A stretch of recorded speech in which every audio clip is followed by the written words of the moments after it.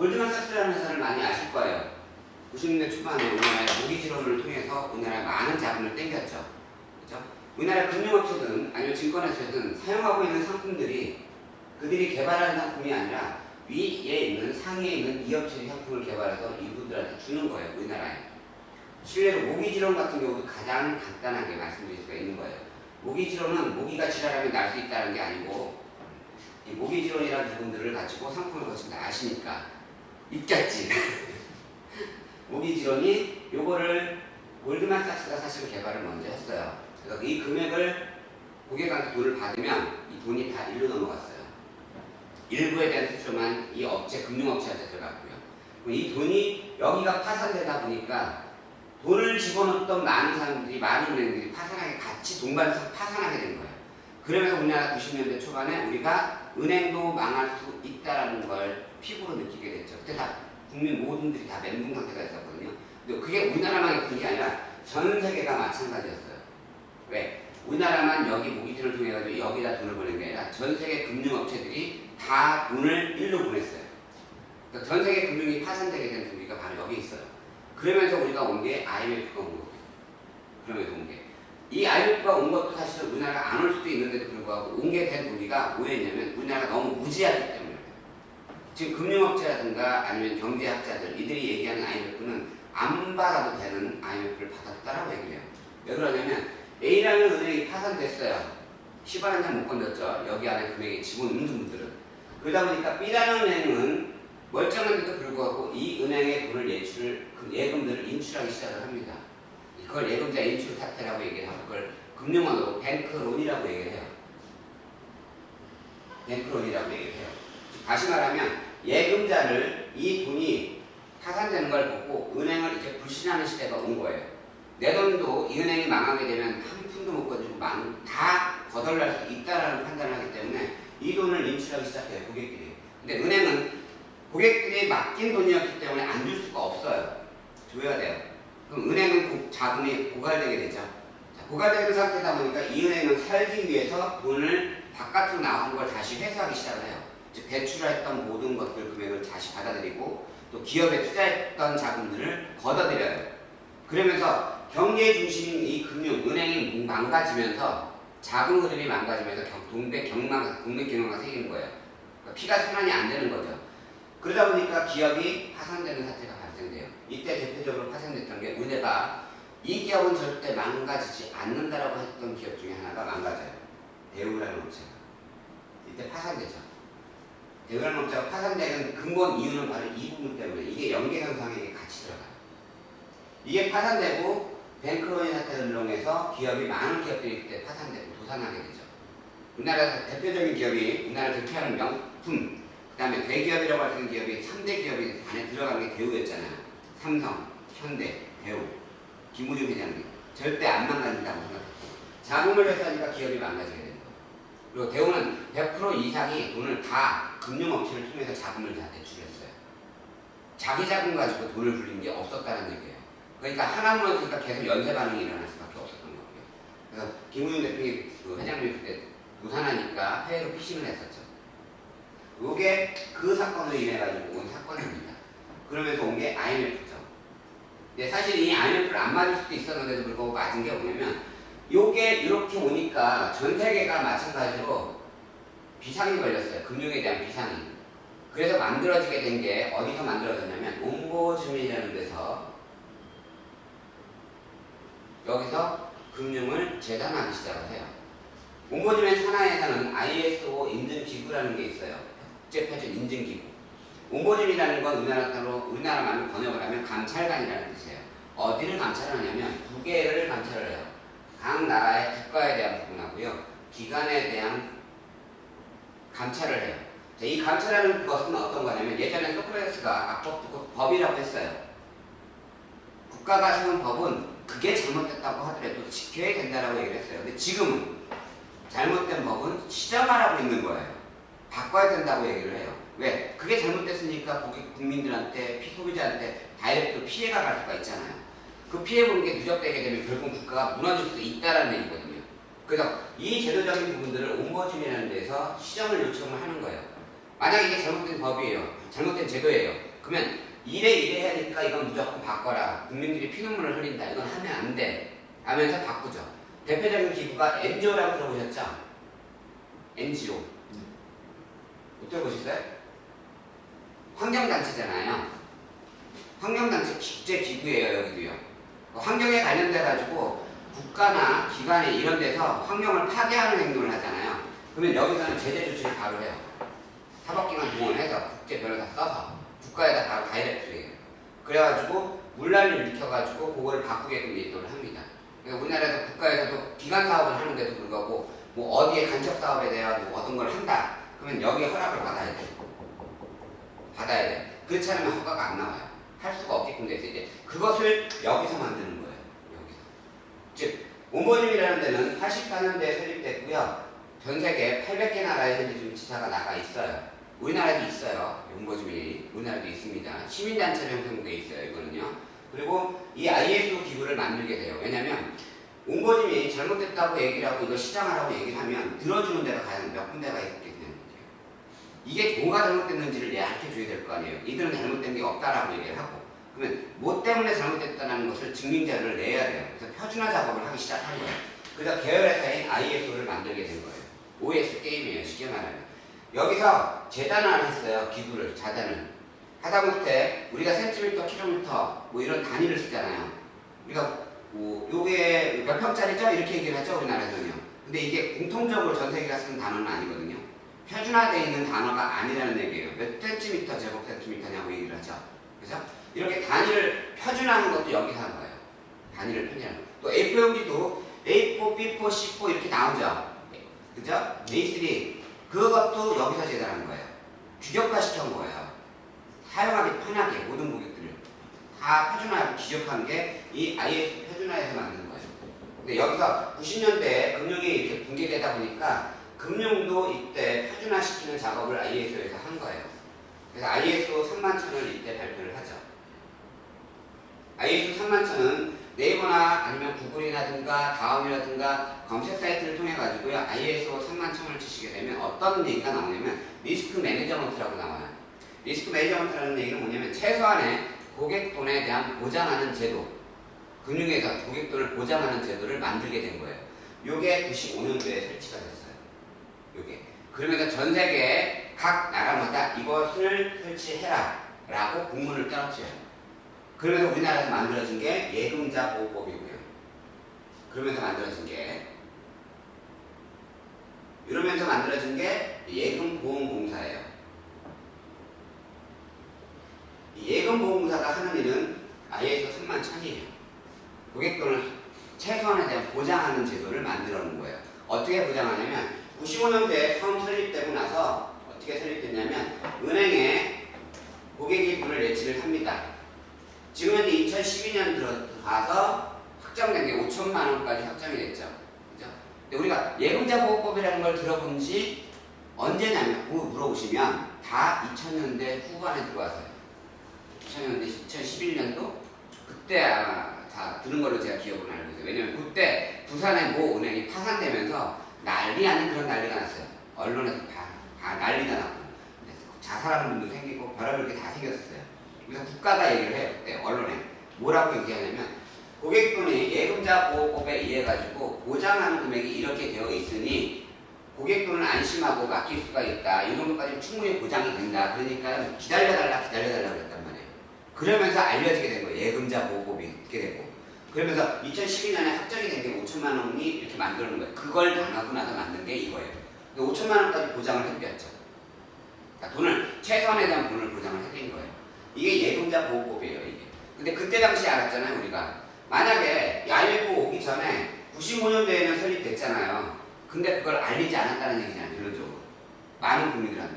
근데 해외는 이걸 95년도에 설립되고 각 나라 수상, 대통령, 국왕, 전 세계를 각 나라를 움직이는 실세들이 언론을 통해 나서가지고 우리나라는 요 금액에 의해서 ISO 3000을 통해서 예금자 보호법의 예금보험사를 만들었습니다. 그래서 고객돈을 2천만 원, 우리나라 돈으로 그 당시 때 90년대 초반에 95년대 초반에 2천만 원까지 보장하게끔 만들어져 있었거든요. 처음에 각 나라마다 약간씩 금액은 틀리지만 어느 정도까지 보장하는 제도가 있을까 안심하고 맡겨주십시오라고 했어요.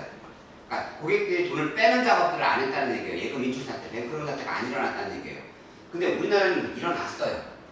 여기는 그러니까 IMF가 안 오고 여기는 우리나라는 IMF가 올 수밖에 없었던 거예요. 여파로. 우리나라가 가장 무지했던 게 그 언론층, 그다음 그 위에 집권층, 이 모든 분들이 금융에서 너무 무지했었다는 얘기예요. 너무 무지했어요. 그걸로 인해서 온 게 IMF입니다. 이 IMF가 오면서 우리나라의 알짜배기 모든 기업들이 다 날아갔죠.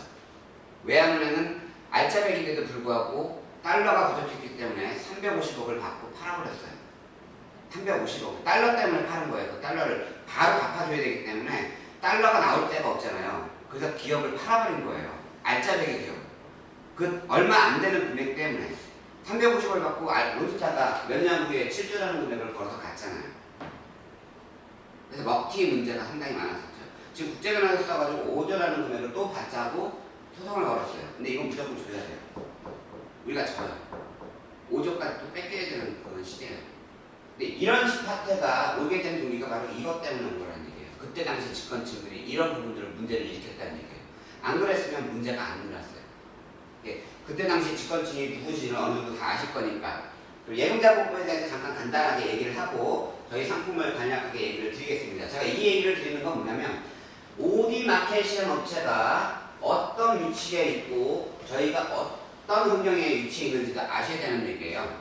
그렇기 때문에 이걸 잠깐 말씀드린 거고요. 자, 예금자 보호법을 잠깐 간단하게 말씀을 드릴게요. 자, 예금자 보호법은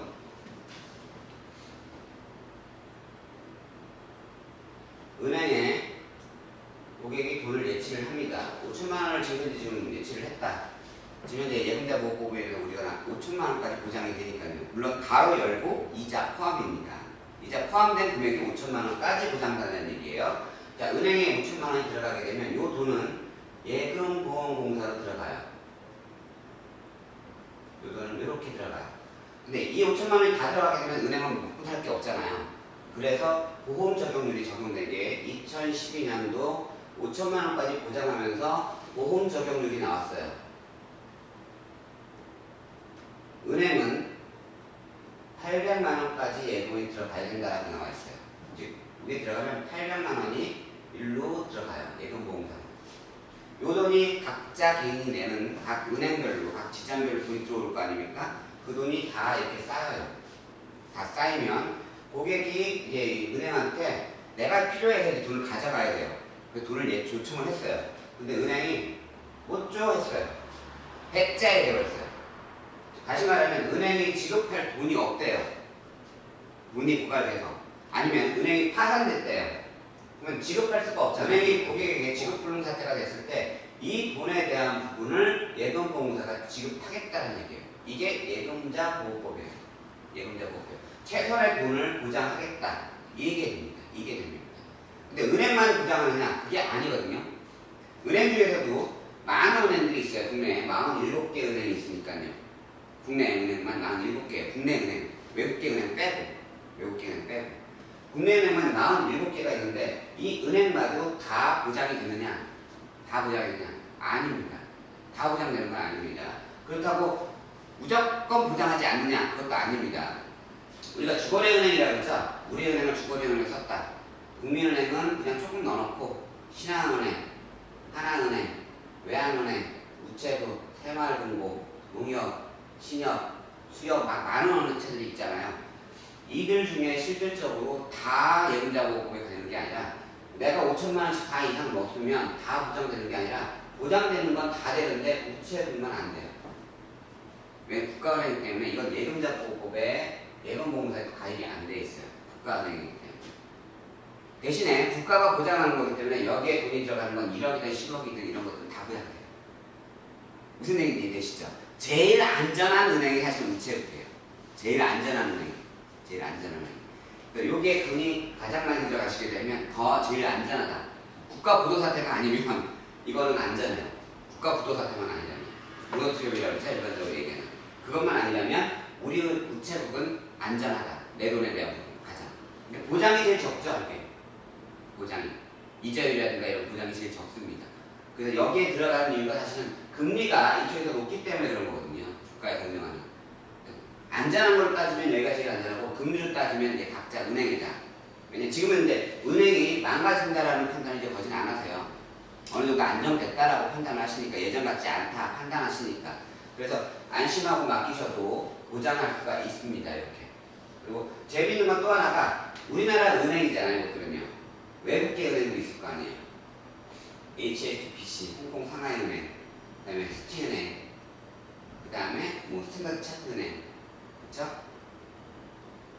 자, 이렇게 외국계 은행이 몇 개가 있어요. 이 은행은 과연 그러면 예금자 보호법 보장을 받느냐? 외국계 은행인데 이 은행도 다 보장을 받습니다. 마찬가지 여기도 800만 원이라는 금액이 예치가 들어가고요. 여기서 보장을 하게끔 되어 있어요. 국내 안에 들어와 있는 모든 것들은. 그리고 또 재밌는 건 하나가 은행만 그러면 보장되느냐? 은행만 제1금융권만 제2금융권만 은행으로 치거든요. 그렇죠? 이것만 보장되느냐? 그게 아니라 증권사, 보험사 여기도 보장을 해드립니다. 예금보험사에서 여기에 5천만 원씩 들어가시게 되면 예금보험사에 돈이 예치하는 보험 적용률은 1,500만 원이 들어가요. 예치하는 보험 적용률 1,500만 원이 들어가서 고객에게 보장하는 제도가 되어 있어요. 단 이거는 정기 예금 예탁 상품일 때, 즉 예금 상품일 때만 보장하는 거예요. 파생 상품은 안 돼요. 주식을 거래하기 위해서 통장을 개설했어요. 그때까지는 예금이에요. 통장을 개설해서 그때까지 예금이기 때문에 이 돈은 보장돼요. 근데 내가 이 돈으로 인해 가지고 주식을 거래를 했어요. 샀어요. 팔고 사고 팔고 했어요. 이렇게 하는 순간에 사서 올라서 팔아서 돈을 챙기면 이득이 됐죠. 근데 내려가지고 팔았어요. 그렇게 되면 손해를 본 거죠. 내가 손해를 봤다고 해도 원금을 보장해 주냐? 그건 아닙니다. 즉 내가 거래에 의해서 파생 상품에 의해서 그걸 MMF 상품이라고 얘기하거든요. 거래에 의해서 내가 돈이 날라갔어요. 그 돈에 대한 부분들은 100% 보장을 못합니다. 아예 보장할 수가 없어요. 단 이런 상품들은 있어요. 5대5 상품들이 요즘에 나오거든요. 그것도 외국에서 주는 거예요. 이 상품도. 우리나라 증권사 나오는 이 상품 5대5 상품도요. 외국에서 받아서 쓰는 거예요. 프로그램 외국 걸 받아서 쓰기 때문에 우리가 독자적으로 개발해야 되는 상품이 없어요. 상품명 받으면 이 상품을 외국에다 줘요. 외국 금융 위에 상위업체한테 줘요. 돈을 그대로. 수수료만 따먹는 거예요. 40%. 그 금액에. 수수료 금액에 40%만 먹는 거예요. 그러면 그 외국 계정에서 돈을 불려줘가지고 저희한테 주는 거예요. 쉽게 말하면. 이런 개념이 컨셉으로 되어 있어요. 모든 금융업체는. 그래서 우리 국내에 돈이 안 도는 이유가 그거예요. 은행 가게 되면 은행 한 지점당 돌릴 수 있는 현금 보유량이 약 2억에서 3억밖에 없어요. 나머지들 다 올라가 있어요. 다 빠져나가 있다는 얘기예요. 그리고 5대5 상품이라는 얘기는 뭐냐면 1억이라는 금액을 통장에 예치를 하시고 5대5 상품으로 가입을 했어요. 그럼 50%는 5천만 원이라는 금액은 예금 상품으로 들어가요. 그래서 따박따박 이자가 들어오죠. 따박따박. 그리고 5천만 원이라는 금액은 주식을 내가 직접 딜링할 수 있게끔 되어 있어요. 근데 이때 회사가 증권 삼성이라는 회사가 대우라는 회사가 증권회사가 곱하기 2배의 레버리지를 적용시켜줘요. 그럼 5천만 원이 아니라 실제로 딜링하는 금액은 1억이 되는 거죠. 이렇게 레버리지를 2배를 적용해서 1억을 실제 딜링을 하는 거예요. 근데 5천만 원 이상 까먹자. 5천만 원 까먹는다. 그러면 더 이상 안 줘요. 딜링하는 금액은 1억인데 실질 까먹은 게 5천만 원이니까 넘었다. 5천만 원에 락을 걸어져 있어요. 블락이 걸어져 있어요. 그래서 내 돈이 5천만 원까지만 날라가게끔. 이 업체는 손해를 안 봐요. 레버리지를 적용해 주는 건 적용해주고 손해는 같이 안 봐요. 손해는 고객이 보시게끔 만들어져 있어요. 그러니까 이런 상품이 나와 있는 게 태반이 이런 상품 나와 있죠. 이런 상품은 요 5천만 원 들어간 거는 보장이 돼요. 요게는 금액이 보장이 되고 요것만 보장을 못하게끔 되어 있어요. 상품이 이렇게 해야 지금 편성이 되어 있어요. 상품 자체가.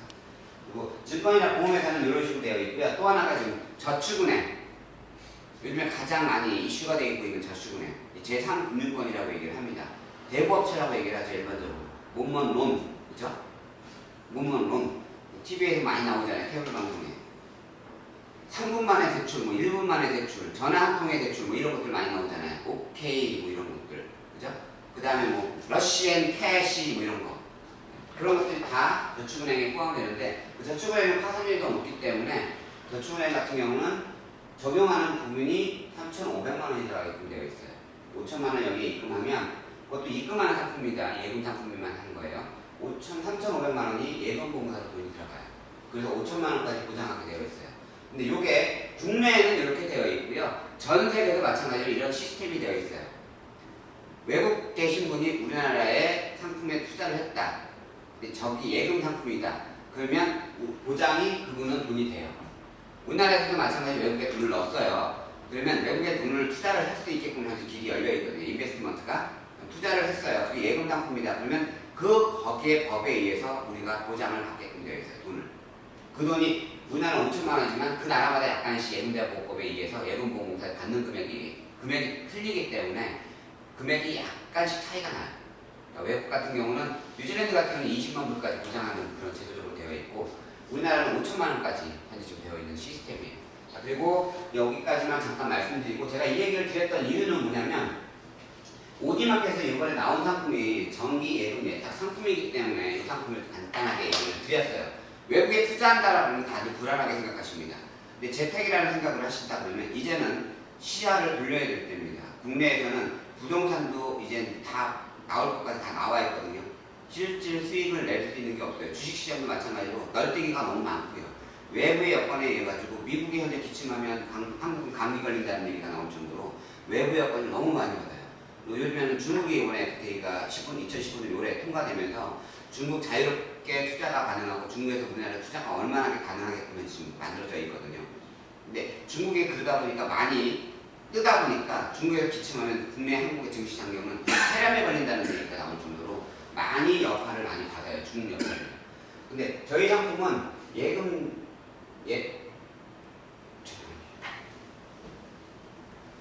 정기 예금 예탁 상품입니다.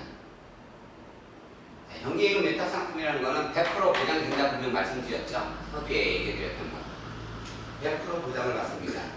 자, 그러면 이 금액에 따라 약간 차이가 납니다. 5천만 원 이상이냐, 우리나라에서는. 근데 외국에 같은 경우는, 뉴질랜드 같은 경우는 실제로 얼마큼 보장되느냐. 자, 여기 오디마켓에 저희는 자금을 100% 지급하고 있습니다. 오디마켓이라는 업체로 돈을 일로 본인이 직접 보내게 되어 있거든요.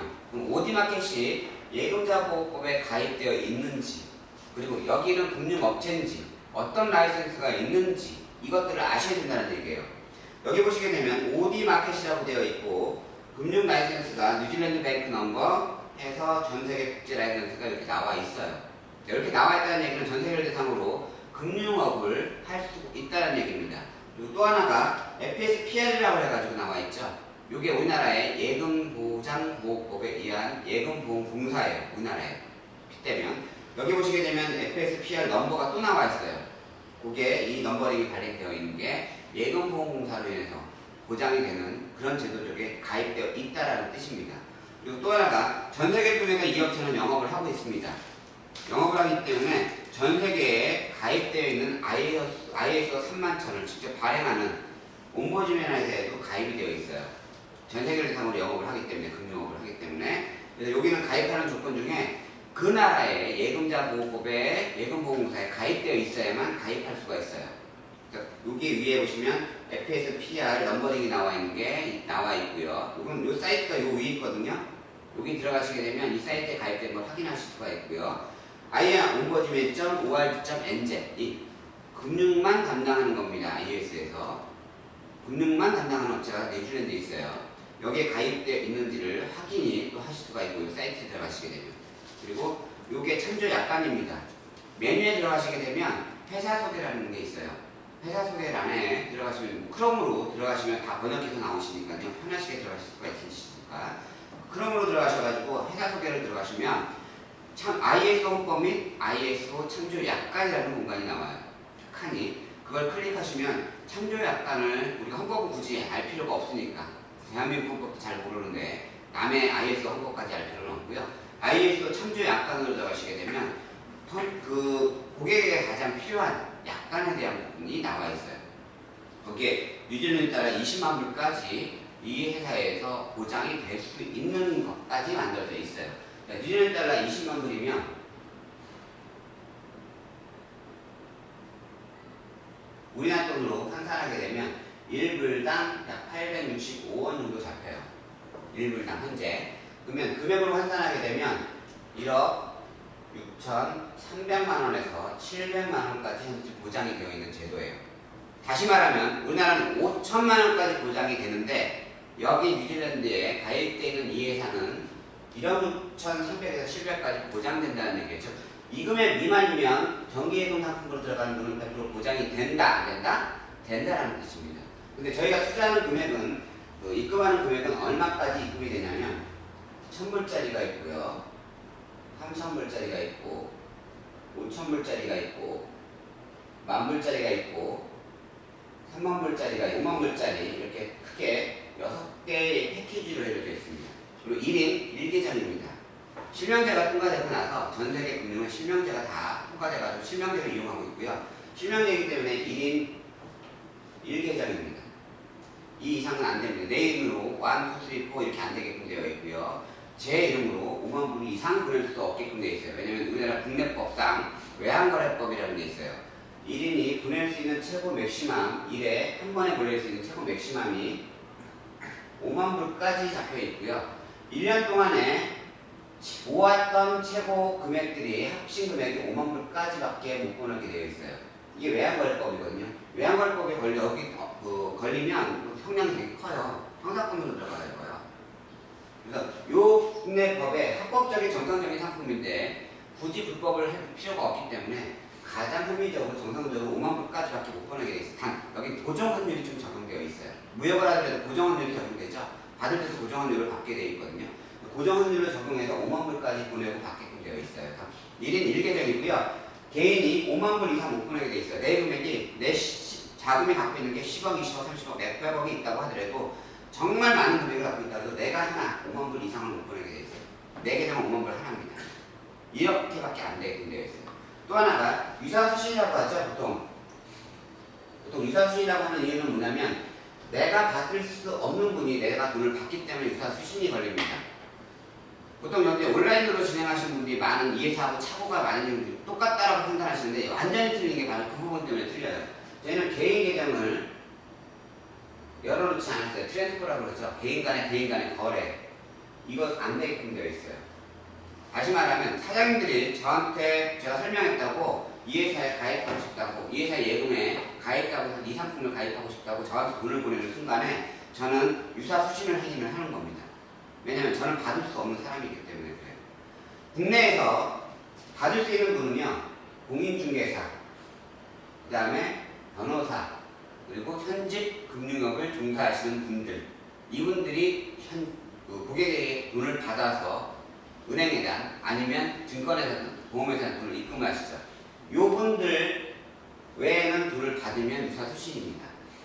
횡령이 되고요. 사기가 돼요. 그렇기 때문에 저는 돈을 받지 않습니다. 돈을 받는 건 1대1 거예요. 본인이 직접 오디마켓이라는 업체에 돈을 송금하는 겁니다. 송금하는 건 내가 어떤 외환은행이든 아니면 송금업체, 국내에서 지금 허락받고 있고 정상적으로 보내는 송금업체를 외환을 송금하는 업체를 통해서 보내는 겁니다. 본인이 직접 보내는 거고요. 받을 때도 본인이 직접 오디마켓을 통해 가지고 본인이 직접 송금을 받는 그런 행위를 합니다. 중간에 저희가 끼는 게 있죠, 없습니다. 그렇기 때문에 외환 유사수신에도 안전하게 장치가 되어 있는 상태다 이렇게 보시는 게 맞습니다. 그리고 1대1의 거래고요.